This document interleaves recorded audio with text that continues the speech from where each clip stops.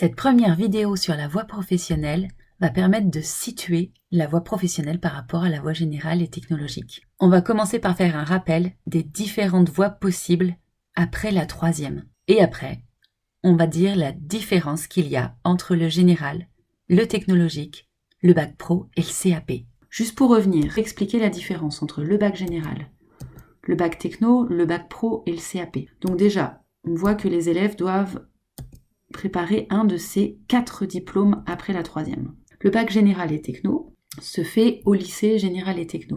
Le bac pro et le CAP se font tous les deux soit dans un lycée professionnel, soit dans un centre de formation pour apprentis, c'est-à-dire qu'ils font de l'alternance, c'est-à-dire qu'on trouve un patron, qu'on est payé et qu'on alterne entre le patron et l'école. Le bac général et le bac techno ne se font que au lycée général et technologique. Là déjà, on a une première différence. Parce que les lycées généraux et technologiques, il y a ce qu'on appelle une sectorisation. Ce qui veut dire qu'à partir du moment où on a le feu vert du conseil de classe pour aller au lycée général et technologique, on va être prioritaire sur notre lycée de secteur, qui dépend du lieu d'habitation. Ce qui n'est pas le cas en voie professionnelle, car en lycée professionnel, on peut être candidat sur tous les différents lycées de l'académie dans laquelle on est, mais on va pas être prioritaire sur les lycées qui sont plus proches de chez nous. On va être en concurrence avec tous les autres élèves de l'académie qui candidatent sur les mêmes lycées professionnels, sur les mêmes formations que nous. Après la troisième, il faut donc choisir entre la seconde générale et technologique, où il y a un tronc commun avec des options. Et après la seconde générale et technologique, on choisit entre la première générale, puis la terminale générale pour passer le bac général, ou on va vers le bac techno. Donc on fait une première techno, puis une terminale technologique. Si on va en voie pro, on peut choisir d'aller en seconde professionnelle ou c'est des secondes par famille de métiers. Auquel cas, on rentre ensuite en première pro, puis en terminale pro pour passer donc le bac pro. Donc on voit que tous les bacs, que ce soit général, techno ou pro, sont en 3 ans, avec seconde, première, terminale. Sinon, il y a le CAP, certificat d'aptitude professionnelle, qui se fait en 2 ans avec la première année de CAP, puis directement la terminale CAP. Qu'est-ce qui va différencier le bac général, le bac technologique, le bac professionnel et le CAP ? Une grande première différence va résider dans la place et la difficulté des matières générales. Donc, quelles sont les matières générales ? Il y en a 6. Il y a d'abord le pôle littéraire, avec le français, les langues étrangères, l'histoire géo. Et il y a aussi le pôle scientifique, avec les mathématiques, la SVT, la physique-chimie. Ces 6 matières, c'est ce que le conseil de classe va regarder pour valider un passage vers une seconde générale et technologique. Si on n'est pas à l'aise dans ces matières-là, qu'on a accumulé des lacunes, qu'on n'aime pas travailler ces matières, qu'on n'aime pas trop travailler à la maison, souvent, le conseil de classe ou les professeurs vont nous proposer d'aller plutôt vers la voie professionnelle où ces matières-là sont moins importantes et moins difficiles. Une deuxième grande différence va résider dans les spécialités de chacun des bacs. Il y a 12 à 13 heures de spécialité par semaine. Pour le bac général, il n'y a plus le bac SSEL, il y a un tronc commun et 3 enseignements de spécialité qui vont cumuler les 12 heures. 3 en première et 2 en terminale. Et si vous allez sur le site ONICEP Horizon 21, faites comme si vous étiez en seconde, que vous allez en première générale, il faut choisir parmi ces 12 spécialités, qui vous voyez qu'elles sont très générales.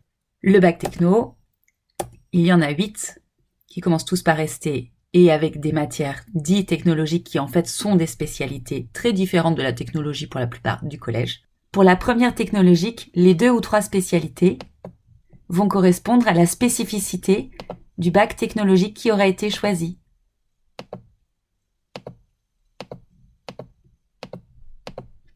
Et va être en groupe et va être un peu moins générale. Elle va déjà être sur un domaine.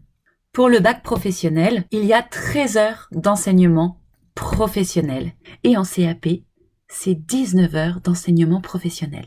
On voit donc que la spécialité pour le bac général est parmi ces matières qui sont très générales. Pour le bac techno, c'est parmi les spécialités des 8 bacs technologiques qui sont déjà ciblées sur un domaine et donc moins générales.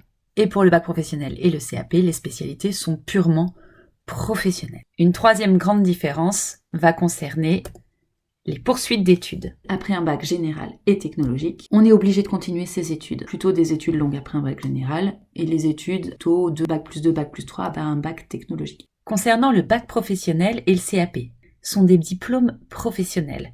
On peut donc directement rentrer dans la vie active si on le souhaite. Concernant le bac pro, j'ai le choix entre, en terminale, choisir un module pour aller vers l'insertion et donc choisir un travail et aller entrer dans la vie active, ou bien choisir le module poursuite d'études pour poursuivre mes études, soit vers un BTS, brevet de technicien de supérieur qui est à bac plus 2, soit une mention complémentaire, ou bien faire une licence professionnelle après mon BTS à bac plus 3. Il y a la moitié des places de BTS, de brevet technicien supérieur, donc c'est un bac plus 2, qui sont réservés pour les bacs pro. Et donc le but, c'est vraiment de choisir une filière où on va avoir les meilleurs résultats, qui vont nous convenir, et où on va pouvoir avoir le meilleur dossier pour pouvoir candidater sur notre suite d'études et donc avoir notre place dans les formations qu'on souhaite vraiment. Et pour les meilleurs dossiers, il est aussi possible d'accéder à des grandes écoles d'ingénieurs, de commerce ou d'architecture et aussi à des écoles spécialisées comme le soin, le paramédical ou d'autres écoles de communication, de transport, de tourisme, des écoles d'art. Tout ceci à chaque fois pour vraiment les meilleurs dossiers. Après le CAP, j'ai également le choix de rentrer dans la vie active ou de poursuivre mes études, soit avec une passerelle vers la première professionnelle et ensuite ma terminale professionnelle pour faire mon bac pro après le CAP en 2 années supplémentaires. Soit je peux aussi faire un brevet professionnel qui va me donner l'équivalent du niveau bac mais qui va être un diplôme plus professionnel et qui est très bien reconnu dans la profession, aussi sur le marché du travail. Je peux aussi faire une mention complémentaire. La 4e grande différence va concerner les ateliers professionnels. On a dit qu'il y avait 13 heures de spécialité en voie pro, voire 16 heures en CAP, et ces spécialités se font dans des ateliers professionnels. Ces cours sont des salles de cours comme une entreprise dans le lycée. Ces salles de cours vont permettre de faire les matières professionnelles. Si c'est du soin, il va y avoir comme à l'hôpital. Si c'est par exemple de l'électronique, ou de l'électricité, ou si c'est de la cuisine, ou si c'est un salon de coiffure, ou alors de la couture, ou d'un chantier pour les bâtiments, ou de la mécanique auto. Il y a pour toutes les formations professionnelles. Alors qu'il n'y a pas ces ateliers professionnels dans la voie générale et la voie techno. Et enfin, la dernière différence va être les stages. Il y a 6 semaines de stage en seconde pro, 8 semaines de stage en première et terminale pro, et 8 semaines de stage aussi en première année et terminale CAP. Donc ça veut dire qu'on part entre 1 mois et demi et 2 mois en stage chaque année. Et ces stages sont rémunérés, mais pas autant que si on fait de l'alternance et que là on a un vrai salaire. Le montant maximum de l'allocation par semaine de stage peut aller de 50 € à 100 € selon l'année d'études.